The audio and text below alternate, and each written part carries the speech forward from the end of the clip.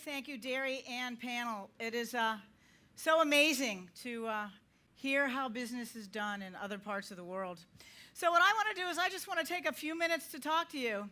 I had the great opportunity last May to speak for an organization that's called TED. Have many of you heard of this organization called TED? I had the great opportunity to share some wisdom and have a talk with TED, which was really an extraordinary event. And what TED is about is what they call technology, education, and design. Ideas, what we're sharing. And what they will do is they will ask a speaker to come and share a concept and share an idea that they believe really makes a difference in the world. Now, many of you know I've been doing a radio show for the last 10 years called Nothing But Good News. And it's an idea that has really caught on when it comes to, well, let me ask you, do you think there's way too much bad news going on in the world? Absolutely, absolutely. And people will say to me all the time, we need more good news, we need more good news. As a matter of fact, not only have I hosted a radio show, but I also publish a magazine by the same name. It's a digital magazine. You can pick it up free off my website. And if anybody, just so you know, this issue that just went out this past week, there's a huge article, lots of photos, all about the GMAA award. If you'd like to have that, download that and keep that for you. It's a great piece that's inside the magazine.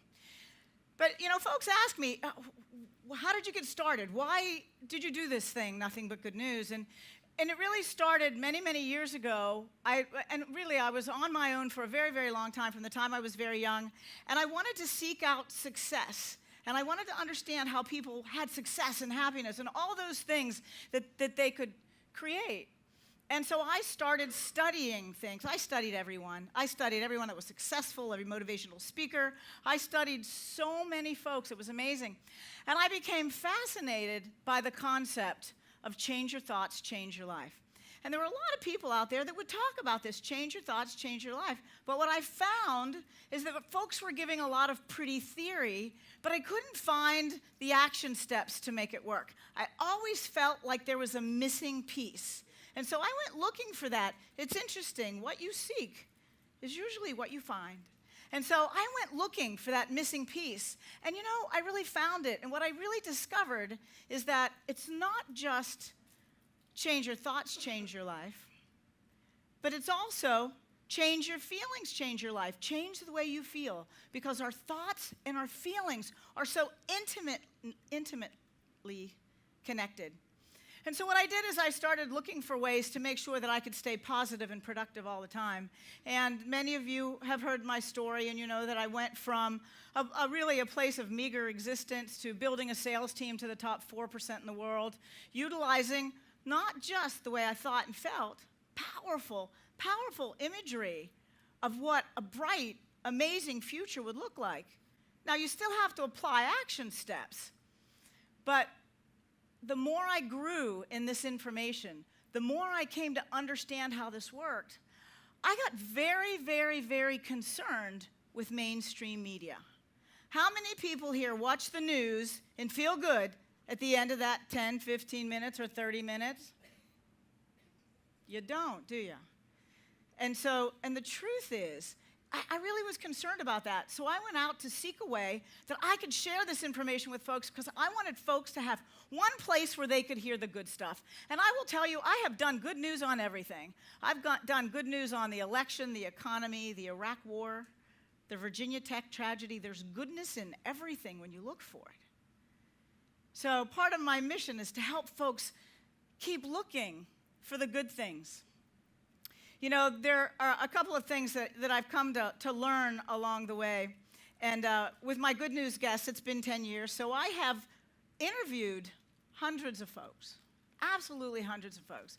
And what I found is the folks that the most successful, the folks that were the happiest and the most fulfilled, they shared three things in common. The first thing that they shared was that they all had the ability to picture image in their mind's eye what it was they wanted to create. Albert Einstein says imagination is more important than knowledge. For knowledge encompasses all that we know and understand, but imagination, it encompasses all that we will ever know or ever understand. Mother Teresa, she was once asked, she understood these concepts, and she was once asked if she would go to an anti-war rally, and she said no. Because if you go to an anti-war rally, you're still focusing on war. But ask me to go to a peace rally, and I'll be there. There was a study that was done, some research that was done. It was called the Middle East Peace Project. And it was in the 1980s during the Israeli-Lebanese War. And what they did, folks that understood these concepts, trained a group of folks to not just image peace, hope for peace, pray for peace, but to feel peace with all the sensory vividness of reality. And they sent these folks into these war-torn areas. And at certain days of the month, certain times of the day, they were all asked to sit and image and feel peace. What they found is during those times where folks were feeling, imaging peace, there was always a ceasefire. There were less attacks on humanity. There were less car accidents. There were less folks going to the emergency room. And when they stopped imaging and feeling peace, things would go back. It's amazing when you think about the concept. What if we were all to focus on the bright, amazing things all at the same time? What could we do? What could we create? One of my great news guests, his name is Greg Braden, and he has been said to be one of the foremost authorities on bridging spirituality and science. And so as he's looked at all these concepts and how can we create a better world together, he started traveling the world studying modes of prayer. And he spoke to a friend of his who's a Native American shaman and said, this guy's name was David, and said, David, would you teach me how you pray? So David said, yes, follow me. And he took Greg out into the desert. And out into the desert, there was a place called a medicine wheel. It was just stones in a circle in the dirt. Now, the medicine wheel itself held no real significance, but it is a place of focus. Just a place to say, when I step inside this circle here, I'm going to stay completely focused on what it is that I want. And so David took off his shoes, and he stepped inside the medicine wheel, and he put his hands in prayer pose, and he closed his eyes for 10 minutes. And then he opened his eyes, stepped back out, put his shoes on, began to walk away and said, we're done here. And Greg said, wait, what did we just do? And David said, we prayed rain. Oh, said Greg, we prayed for rain. He said, no, when you pray for something, you are internally admitting the lack of. We prayed rain. Well, could you tell me what happened inside your mind's eye? And David said, when I closed my eyes, I could feel the rain falling on my head. My face, my arms, my body became wet. The rain, as it fell into the dirt and it turned into mud, I could squish my toes in the mud. See, he could image it and feel it with all the sensory vividness of reality. David said I could walk through my village and the ground was wet.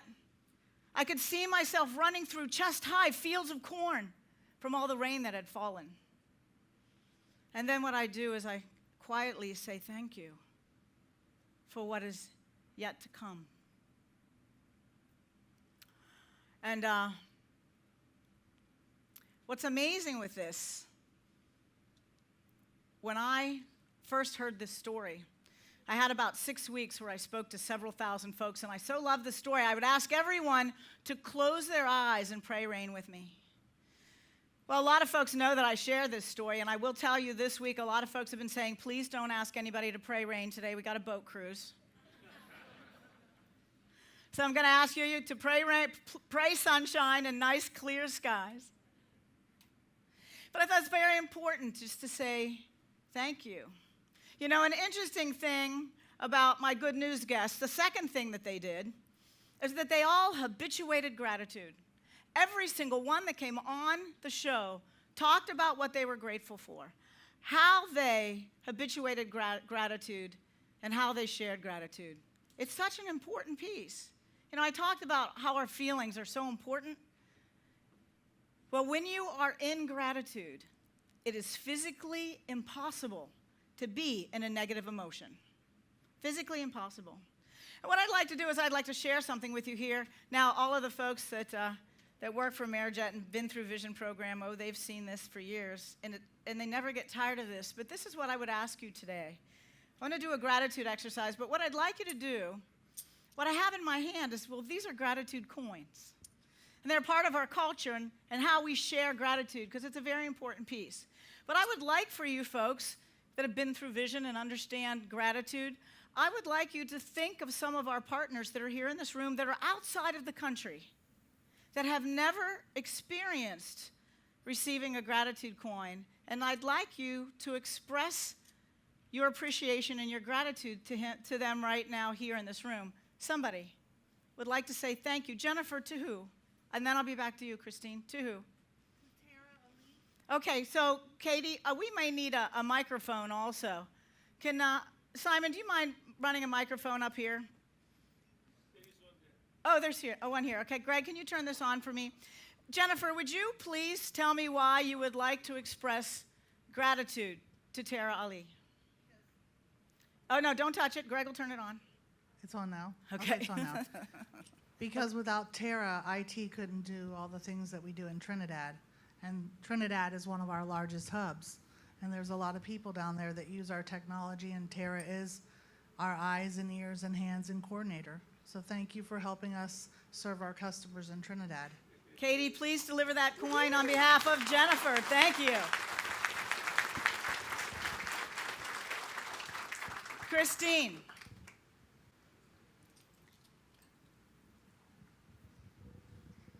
Who would you like to say? Oh, okay, cool, sharing the room. Where's my coin?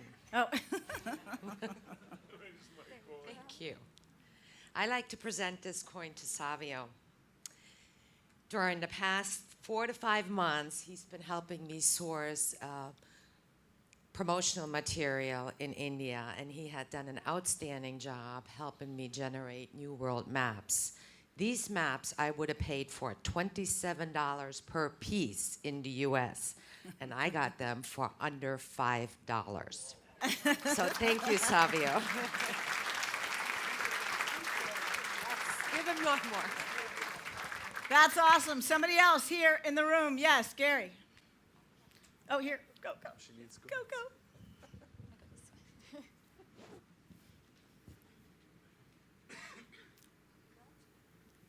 I would like to present this gratitude award to Rob Dorsey. To Rob Dorsey. Okay, he's not out of the country, but give it to him anyway, because he deserves it. I've been working here a little over a month, and when I needed the opportunity, I was knocking on doors, and God blessed for Rob. Hey, I hear you there. Please give them a round of applause. And a gold coin. Rob, can you stand up, please? Rob, stand up, please. Thank you. Thank you, thank you, thank you. Lyda, yes. Okay, microphone's coming. Lyda's standing.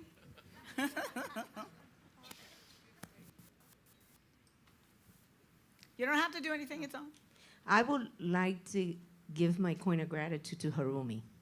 To Harumi. Why would you like to give this to Harumi? Because Harumi lives the mission and the vision, okay?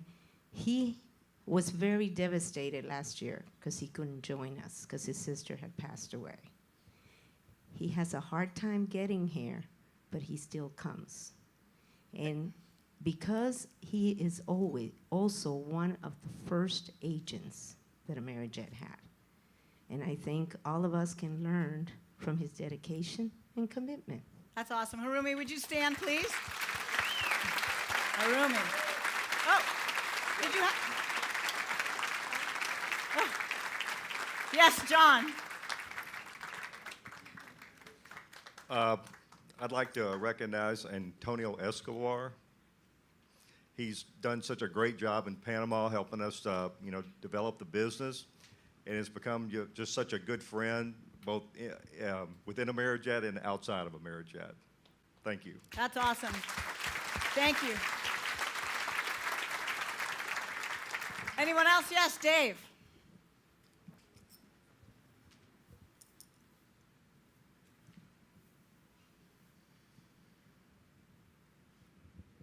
I would like to give one to the folks from Santo Domingo. Where's Hector and Luis? Well, here's Hector here. The folks from Santo Domingo, where's my coin? Yep. Let me tell you something. A year ago, we were really struggling in the Dominican Republic with our business. We had outrageous competition. And yet, between an agreement, Hector said, if you'll bring me a plane, we will negate our charges, we will make it work, we will beat the competition. Hector, you beat the competition. Thank you. Thank you. Thank you, thank you, thank you. I would actually like to double dip. I would like to give Port of Spain and Venezuela our coins because they're part of us and we depend on them and they're always there answering at whatever time. That's awesome. Thank you. And who could we have Israel. folks stand up? Okay, awesome. Thank you. Ricardo. And Ricardo. where's Ricardo? Oh, Ricardo, over here. Awesome. Thank you. Thank you, thank you. Yes. And I'll get the microphone back to you.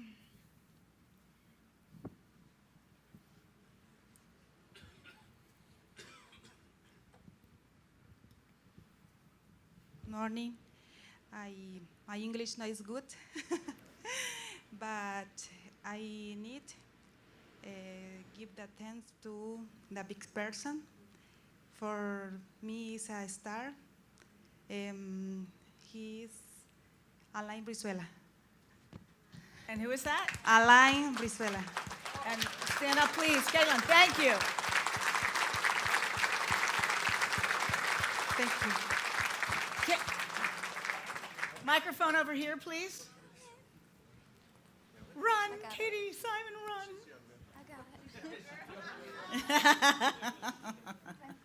There we go. It always happens, you know. I always run out of coins. I'd like to give gratitude to 3 of our agents here today for sticking with ITN throughout some troubled times. Jamaica, Mitzi and Nidia, William from Peru, and Richard Witt from Brazil, if he's here. Not here today, but If you stand up, please. Thank you. thank you. I also would like to recognize somebody, and I'll bring you a coin later because I have more back there. But Esther, if Esther would stand, please. Esther? Van Noren? Yes, Esther. I want you to know that yesterday she was so mortified to come up on this stage. And I went over and I asked her, please, if she could walk through her fear. You know, the number one fear in the world is public speaking. Did you know that? And so it's a very bona fide fear. And when I asked her, please, to do it so that we could get her recorded so that it could go up on the cloud and everybody could hear what she had to share. And she got up and said, all right, I'll do it, and walked through her fear and came up here. And didn't she do a great job? So help me thank Esther.